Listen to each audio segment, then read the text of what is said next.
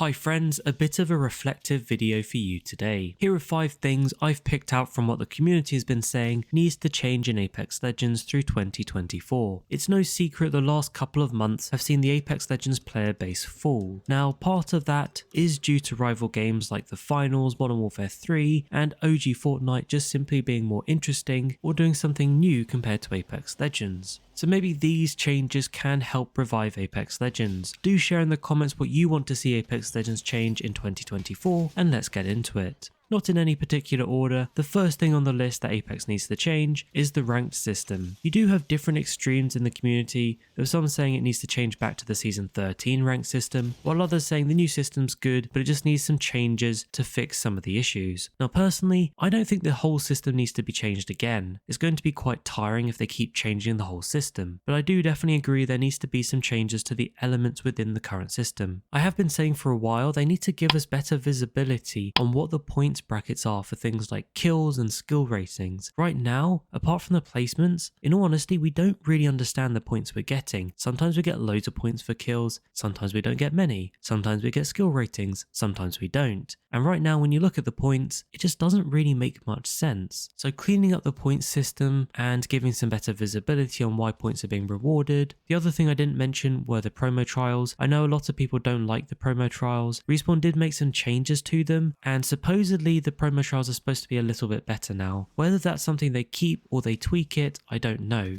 Let's have a look at the second item on the list. This one's got to do with matchmaking, specifically enemy and lobby matchmaking, and you'll see when we get to point 3 why I've said that specifically. I know it's hard for FPS games to get matchmaking right. It's something that maybe won't ever be completely balanced, but it does feel like Apex has really struggled with the matchmaking in recent seasons, and unfortunately this does apply to both ranked and pubs. In ranked, it's mostly to do with the MMR dictating your matchmaking for your lobby.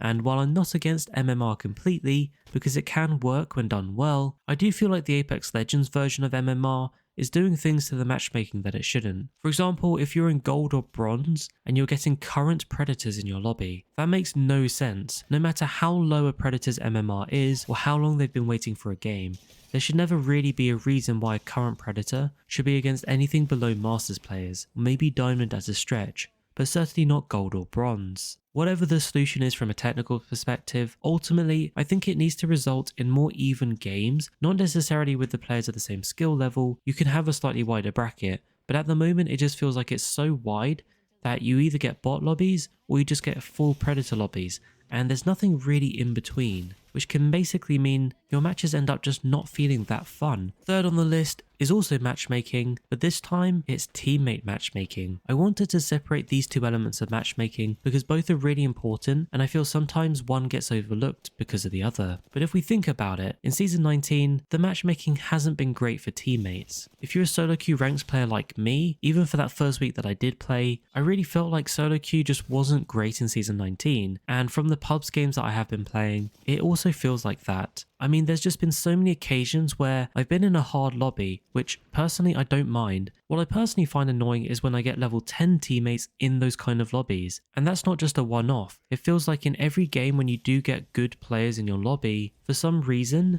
you never get teammates of that same level. They're often low-level teammates that don't really do much in the game. And the sad thing is, it's not even those low-level teammates' fault. The reality is, it's the matchmaking's fault for putting them in your lobby and matching you together. So really, one of the big changes they need to make to matchmaking is trying to find a solution for how they're putting players together. Moving into the fourth thing that they need to change. This one's going to be console specific, but it's the next gen update. It's easy to forget when you're playing Apex Legends that we're now in 2024 and next-gen consoles have been out for 4 years, but over half the player base are stuck on playing the old-gen version of Apex Legends. Of course, for PC players this isn't so much an issue, because you can enjoy uncapped frame rates and a much smoother level of gameplay, compared to console players who are stuck on the old gen version, where you're basically capped at 60 FPS if you're lucky. A lot of the times you might even end up dropping down to 30 FPS, which for a game like Apex Legends does kind of suck out the fun just a little bit. So now that cross progression's been released in Season 19,